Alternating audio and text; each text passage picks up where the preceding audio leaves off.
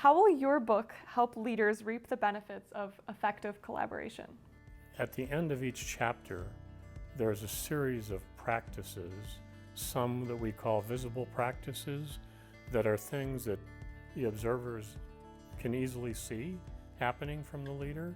Some are more subtle, where they're suggestions of a way to do something that's pretty hard for people to observe, but together the visible and subtle practices are important to collaboration or any of the other topics in the book. And we lay those out in quite detail at the end of each chapter.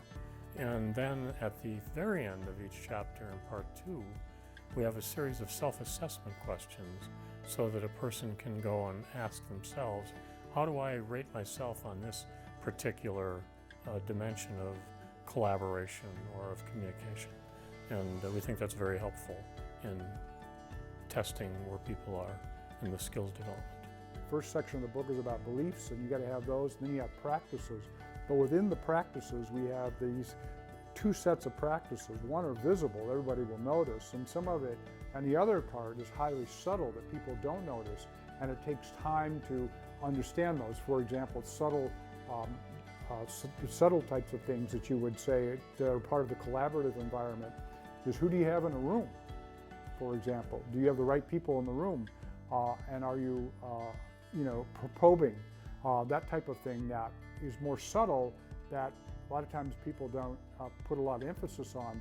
But when you merge those two together, you get somebody who really knows how to collaborate, or really knows how to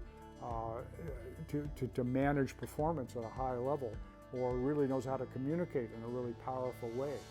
All that comes together when you can do both the visible and the subtle.